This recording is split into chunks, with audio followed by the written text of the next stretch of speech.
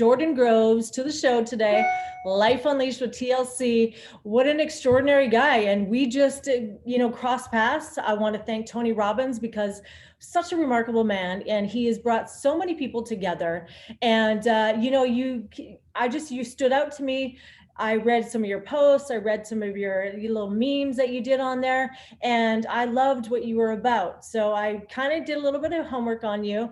And Jordan Groves is a productivity coach. So this guy is working with frustrated entrepreneurs, helping them double, triple their, investments and basically making them a lot of money. And I know that you said in 6 short sessions. So I want to know how that happens because coaches work with, being a coach myself, we work with people and our clients for years and years and years.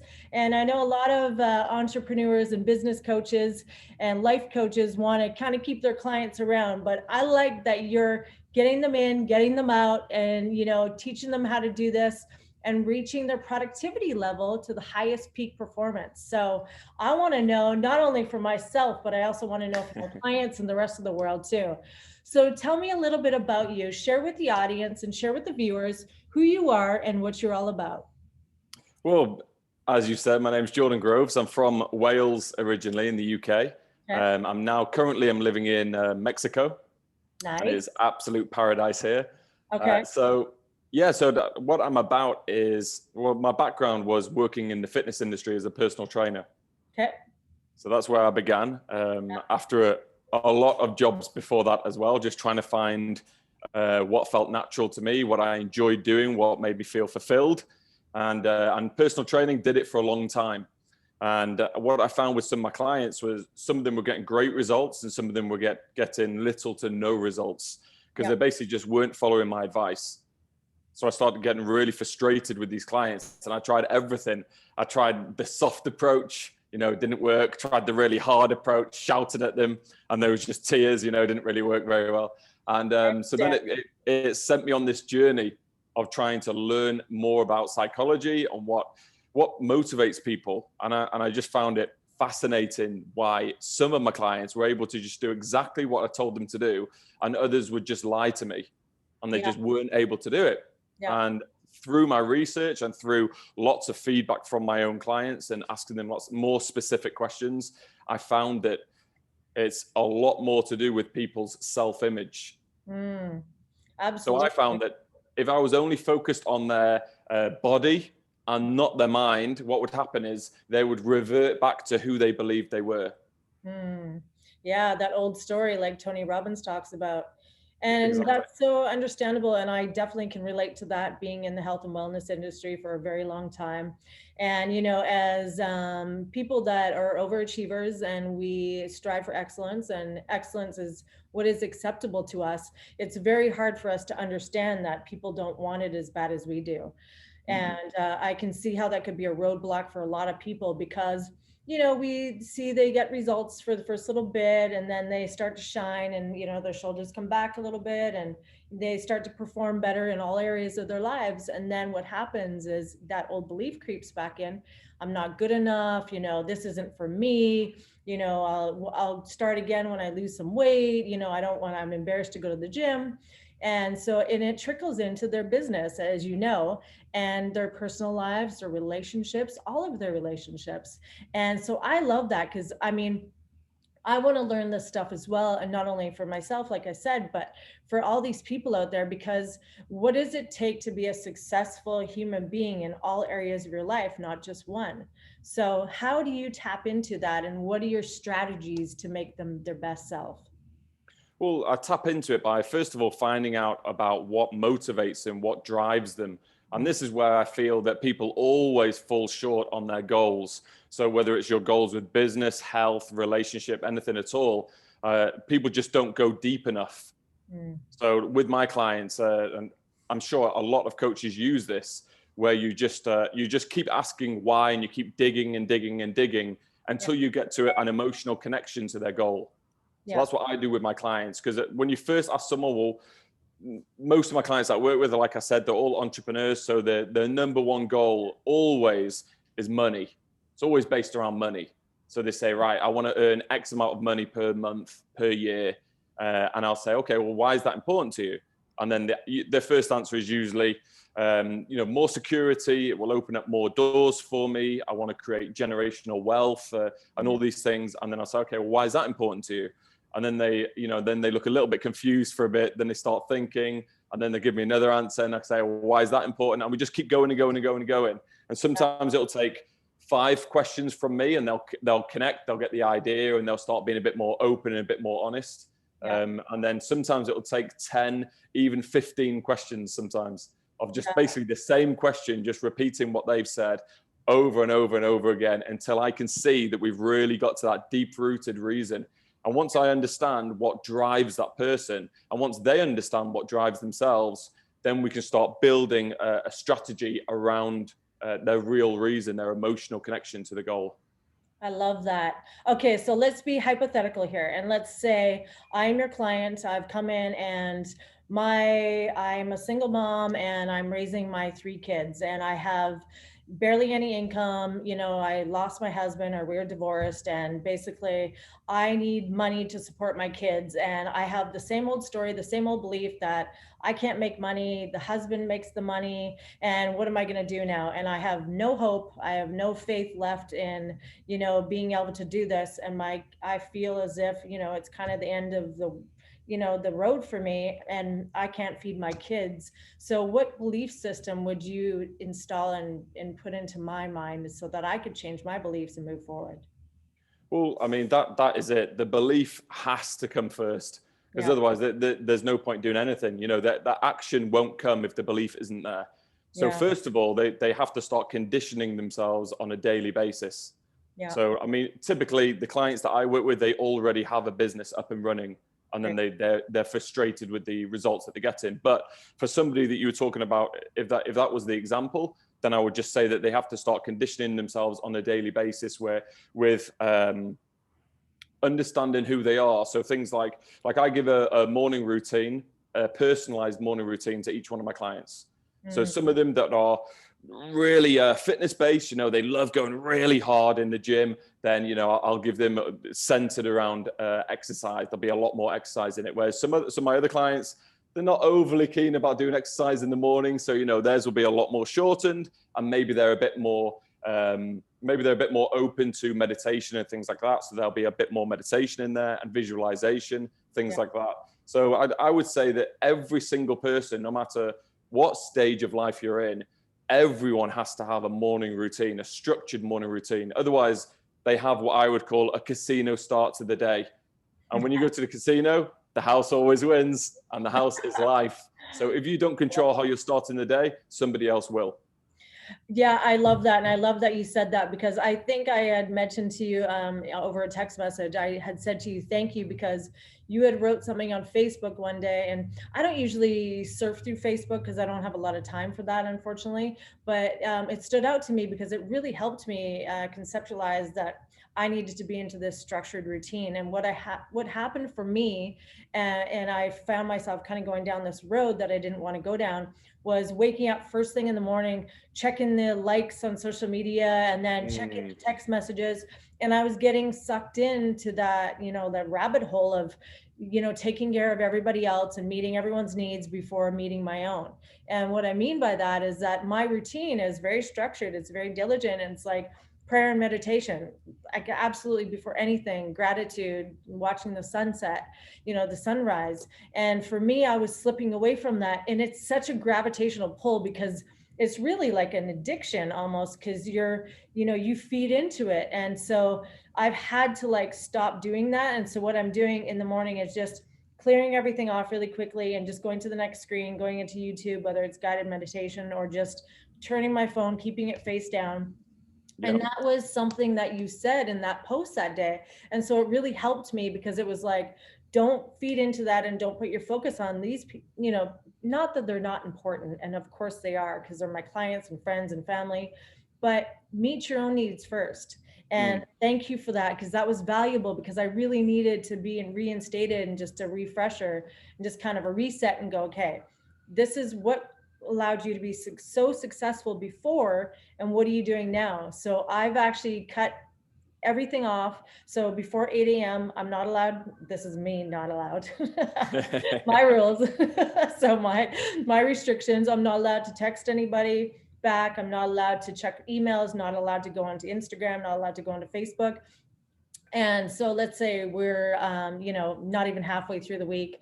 So I was successful today. I wasn't successful yesterday. So, it's like keys and tools like this to help our coaching clients to like know like things like this. So yeah, thank you again for really just kind of like saying, hey, Trace, like, check yourself and see what's most important. Well, I think it's such a shame because these days people just very rarely put themselves first, and Yeah. and we are creatures of habit. So Yeah. everybody has a morning routine, but it's just not the type of morning routine that I'm talking about. Yeah. Everybody just gets out of bed and then straight away they're into autopilot. Yeah. Most of the time people don't even realize what they're doing. They don't even think about what they're doing because they do exactly the same thing day in, day out. Yeah. What are some of your suggestions and some of your thoughts and going out to recruiting clients and getting clients right now? Obviously, we're in a really difficult time of our lifestyles in the world right now. So with COVID, I mean, we had more access to being face-to-face human interaction with people. So now how do you go out and get your clients? I mean, for all these people that they're struggling right now, any Well, suggestions? yeah, I mean, before COVID hit, 80% of my clients were face to face, Yeah, exactly. and I was in the UK, in Manchester, in the UK, Okay. and then the pandemic hit, and then obviously I took a big hit with my income, and then realized, right, I need to go 100% online. And for me personally, it was one of the many benefits that I found for this whole situation. And I say that because I had to look for those benefits. At first I was the same as everybody else, like, oh my God, my life's falling apart and everything's all doom and gloom. But then I think no matter how bad the situation seems, you can always look for benefits. You can always look for the lessons, and you can always look for what is this situation, or what can this situation teach me? And I think as soon as you make that switch, honestly, that was one of the, when I think of shifts in my life, when I completely changed, that was a huge one for me. So when things would go wrong, even something like, missing the train, if you're in a hurry and you're trying to travel somewhere and you miss the train or miss your plane, even turning that around, even things like that, I think, right, there's a reason I've missed this now, and I'm going to look out for that reason. And then I would start talking to anybody that was near me, because I was thinking, something's going to happen, something good's going to happen here. Either I'm going to meet somebody that's going to become a client, or somebody's going to teach me something, or, and that would be my attitude. Now, whether or not it's happened for a reason or not, who knows? None of us know. Do you know what I mean? It might not, might just be. But, if you have that mindset and you have that approach to every time something goes wrong, I'd much rather live in that type of mindset than just being annoyed and frustrated every time something goes wrong. Absolutely. And that's a beautiful thing to teach people and really just kind of guide and coach people into that. I know a lot of my friends, and they'll always say it, or people that are around me, because, I'm always like, hey, you know what? There could have been an accident. There could have been something like, that stopped us. And so let's just like, pray for a second and just kind of be grateful for maybe something, could have terrible happen. Or maybe something, like you said, you could meet the person of your dreams or something, or meet, somebody that's going to be a business partner, lucrative to your life in some way, somehow, some shape, in some form. And so I always look at those situations and I go, I just look up and I'm like, thank you, God, like, you bless me in some way. And so, yeah, looking around and going, okay, where is the blessing here? Not a lot of people have that mindset, and that's such a great way to live, because you're living in the value of life and the abundance of life rather than lack of, and always being grateful for that moment. I love this phrase and I quote it all the time: we're one decision away from a completely different life. And it's like one absolute decision. It could be just something so minute, and I always think about that every time I'm making a decision now. I just like hit that pause button. I'm like, all right, hold on a second, I need to think about this, because this could change the course and direction of my life completely. When COVID hit, I was like, devastated. I'm very much a people person, and being around my clients and being in the limelight and doing red carpets and stuff like that, interviewing people, it lit me on fire. And I was just, devastated by it. And I thought, okay, what am I going to do? I'm going to recreate myself. It took me a while to do that reflection in that stage. And I highly recommend that for people, because we just need to slow things down to process it and take the time to reflect and go, hey, what's the most important thing, why, how, and what's next. And a lot of people don't really take those steps to really think things through. And if you want to live an abundant life, and like you're living and you're teaching and coaching, we have to share these tools and techniques with people. So I love what you're doing. I don't know, what's next for you or what you're doing. I know that you talked about possibly, am I allowed to say that, like your dreams and your passions maybe to come to LA?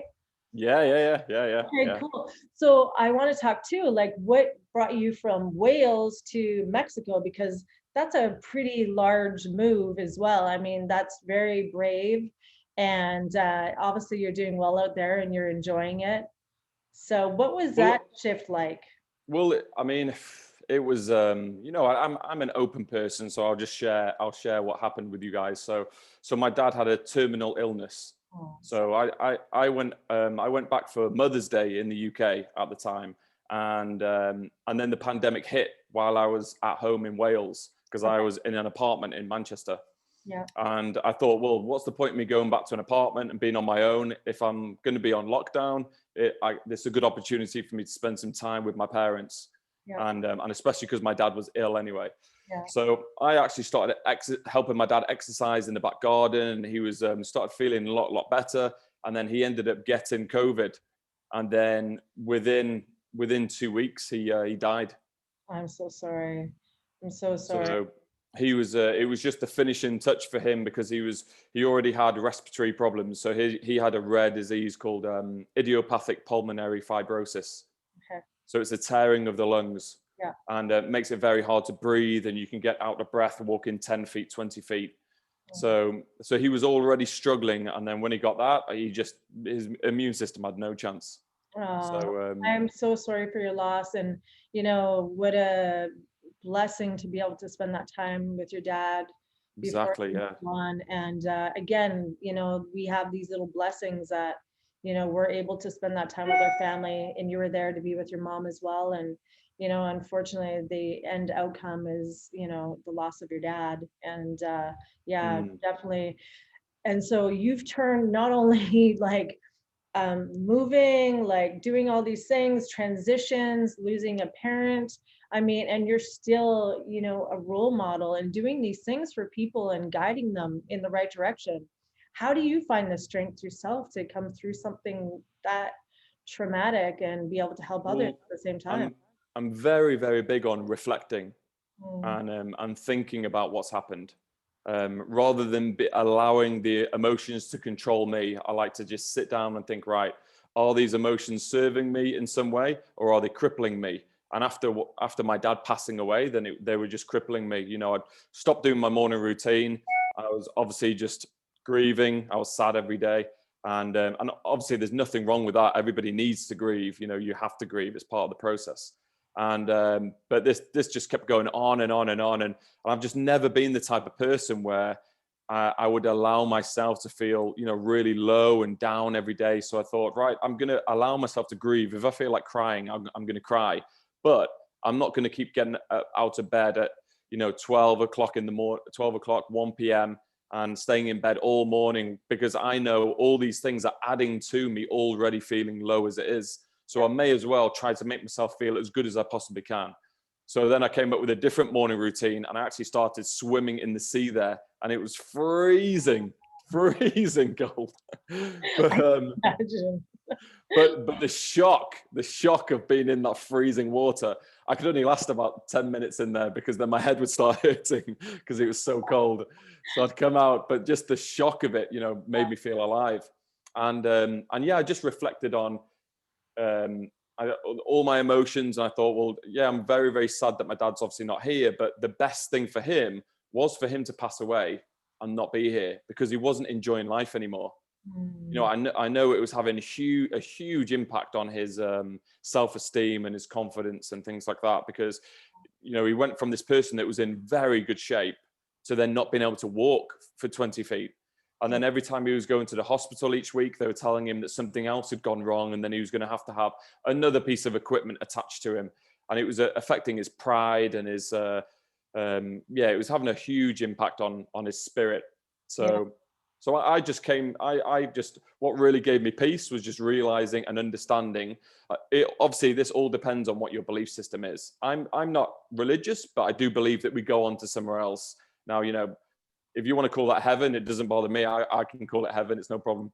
But yeah, I believe he's gone on to somewhere else. And after he passed, I mean, we're going off subject here a little bit now, but after he passed away, part of it, you know.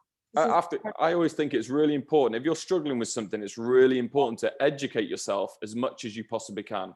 Yeah. So after my dad passed away, I had this obsessive approach to watching near-death experience videos, documentaries, interviews with doctors that have had 30 years experience with near-death experiences, and from thousands and thousands and thousands of people all saying that they'd met loved ones, they'd gone to this other reality, you know, they felt peace, and what, like, I know that some people will say, well, yeah, but that's just the brain. It's the brain's way of dealing with trauma. But some of these people were brain dead, and then they were actually brought back. And mainstream science these days says that when our brains create our consciousness.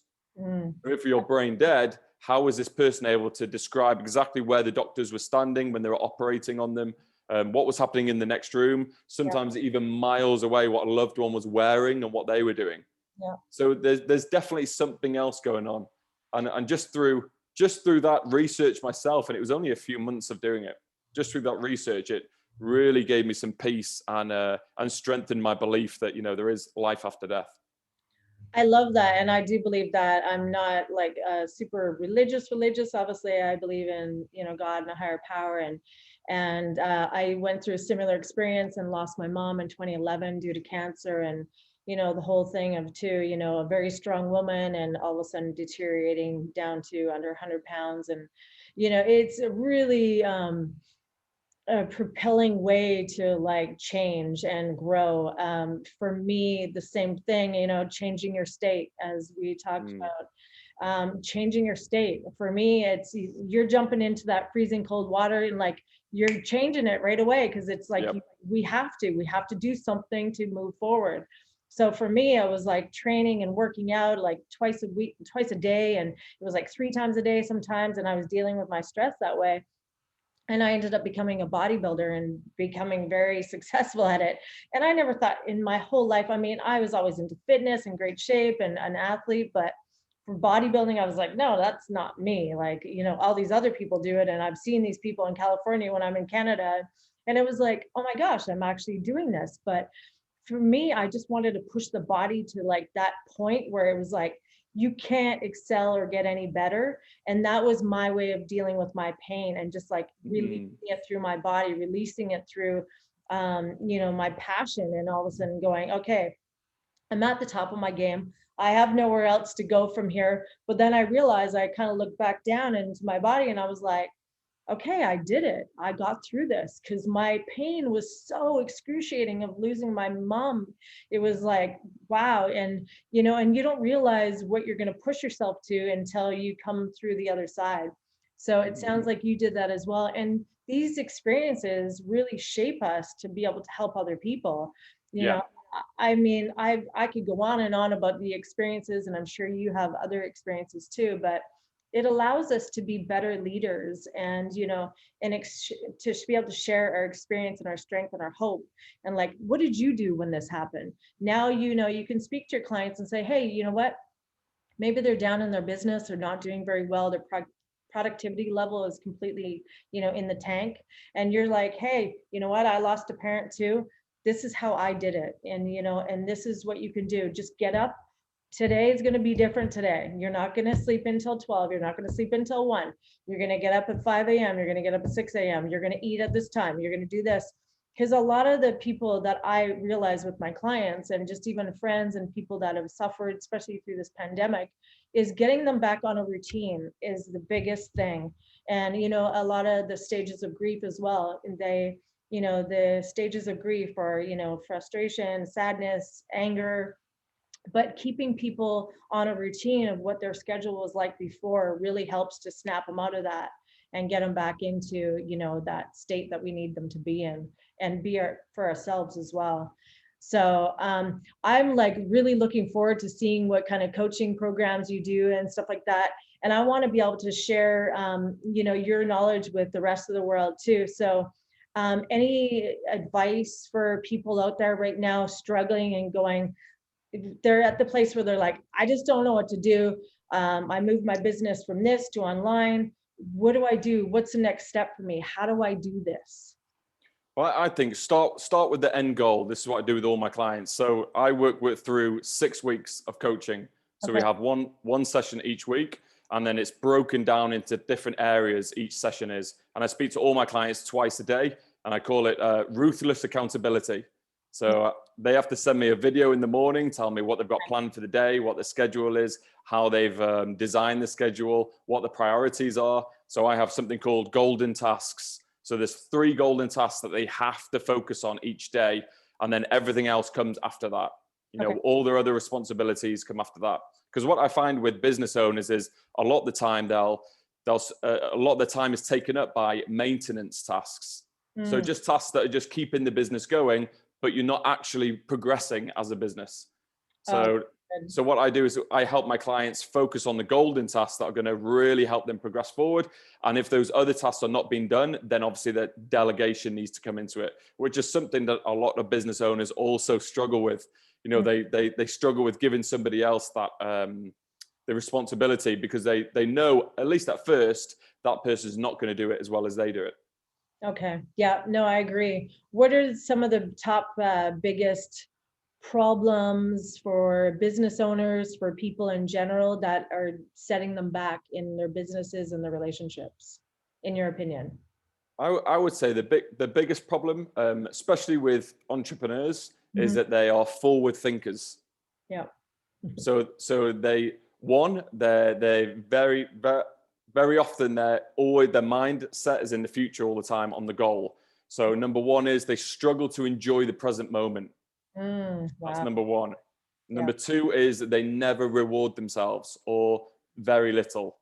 Okay. Or if they do reward themselves, it's always an external reward. Okay. So Yeah. studies have shown that external rewards, they still have a place, they still work, but they're nowhere near as impactful as internal rewards. I And love an internal reward is basically, it's all to do with the relationship that you have with yourself and the way that you talk to yourself. It's basically just taking time each week to reflect on what you've done, and allowing yourself to feel proud of the progress that you've made. Because there's this belief with entrepreneurs and business owners that they think that if they take time away from doing things and just go all the time, if they feel like if they take a side step away from that, that they're going to lose all the motivation, they're going to slow down, and they'll lose the hunger. When actually it's the complete opposite. Yeah. If each person would start taking time each week to reflect on all the effort that they've put in, all the sacrifices that they've made that week, being consistent with getting up in the morning, being consistent with doing their routine all week, even just 5 minutes of just allowing themselves to feel proud of themselves and feel happy of the commitment and the effort that they're putting in, that is an internal reward. And that alone will just start making such a big difference with mental health, self-esteem. And instead of you feeling that you have to push all the time, you'll begin to start getting pulled. And there is a big difference with the motivation. You got pull and push. Wow, I love that. Yeah, I can really relate to that. But, just like thinking through that right now, like in my own life as well, and my coaching clients, because the biggest thing is, again, just pushing. And there's no limit. It's like what I was saying with like the bodybuilding and the fitness. And when you're, this type of mindset and this type of personality, it's like there's like excellence doesn't ever end. And Mm, yeah. it's bottomless. So Mm, for me, it's like, even if I am at the top, or even if, there's a lot of my clients that are like that too. And we're at the top, but it's like, you're like, no, I can keep going because I know there's more. But sometimes it's like, okay, slow down and, just focus on these things. And I think, discipline is such a huge, huge factor for me with coaching and just my own life. Not only discipline like in one area of your life, but all areas of your life. And, people, places, and things, what you're doing, what you're eating, how you're sleeping, you know, um, everything. It's so important. And I think a lot of people don't realize that without our health, we have nothing. So it's our health that's first before we can adopt all these principles and push forward, especially as entrepreneurs, because a lot of these people aren't getting enough sleep, they're eating yeah. crappy, they're not working out, they're not releasing these endorphins, not feeling, pumped up, and they don't really have that motivation, unfortunately, to want to get up and be great. So it's like, so like, for me, I'm always like, okay, so what's it going to take for you to be great today? And then, again, it's like, they're like, what? I don't understand. It's Yeah. like, no, no, no, think about it. Because we want to be great. That's why we're doing this. And that's why we're through this program, right?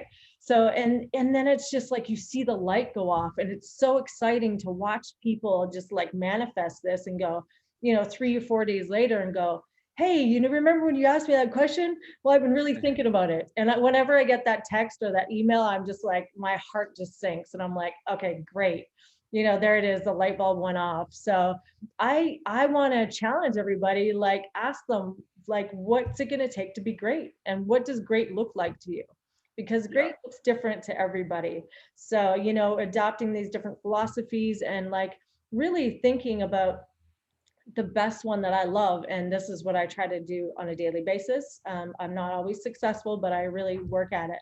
Is how am I affecting other people's lives? So, am I affecting people in a positive manner? And not just like, she's cool, she's nice, she's a great woman. But if they're like, no, she's dynamic, she's impeccable with her words, she suits up, she shows up on time, she shows up early. And that's what you want to strive for as a human being, and not only as a business owner, but there's this book and audio I listen to a lot. It's called From Good to Great, a phenomenal book about business, but leadership as well. And it's about like really leading the team, like what leadership is. So teaching these people like how it is to, follow these type of programs so that you can, not only just kind of direct people, but lead an entire army, and I always go back to human kindness because I believe that a lot of us are missing it, especially right now. And so check in with yourself and just ask yourself, hey, am I being a great person? Am I impeccable with my word? How am I showing up for life? And when we get into that like emotional part of the, physical body of people, that's when I really start seeing people change. And I love that part because it's like, just be gentle with yourself and what you're saying, that inward reflection.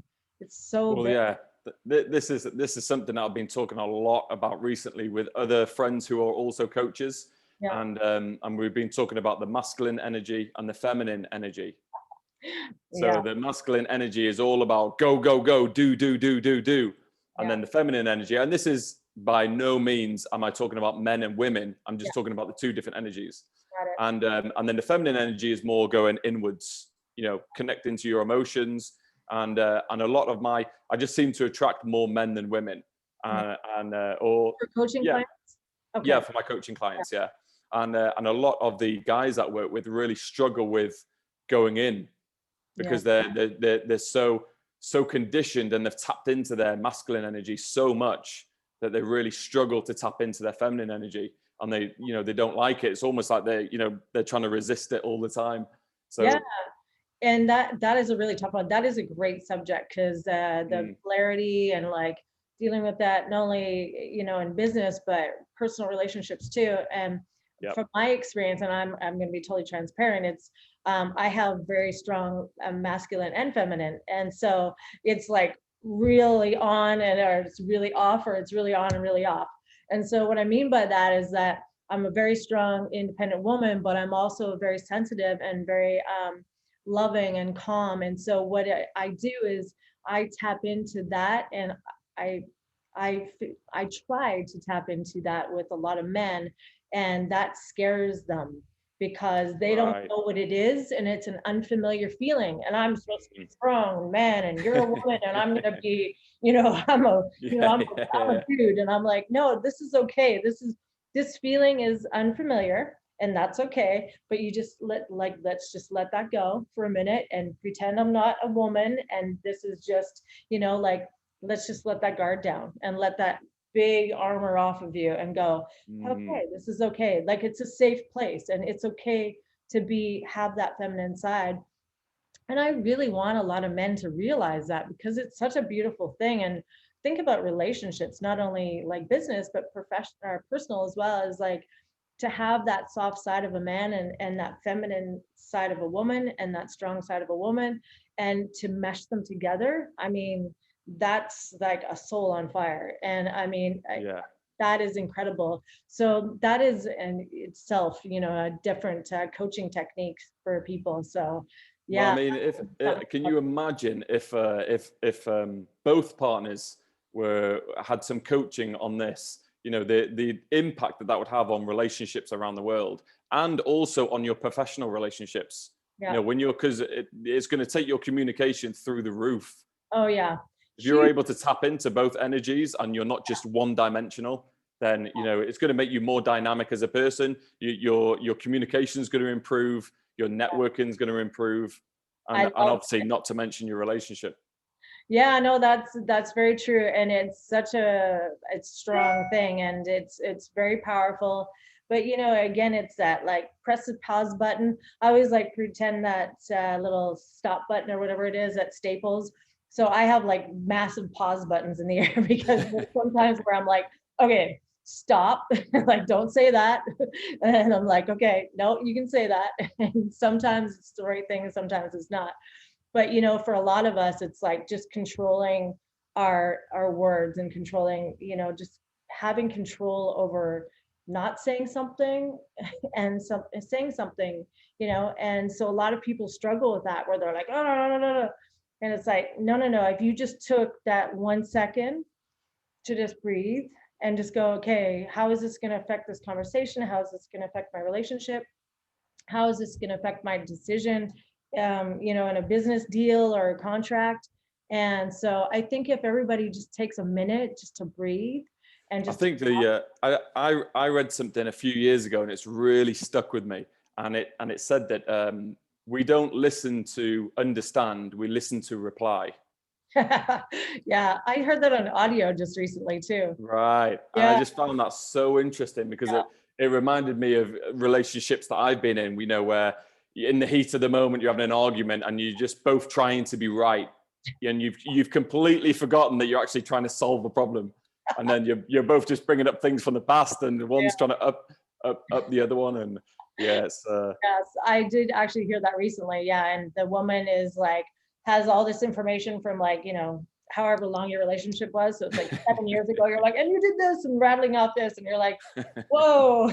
So I think if people just really take that time to just like calm the body down too, especially when we have an adrenaline dump, it's like, mm, what I teach in martial arts and self-defense and things too.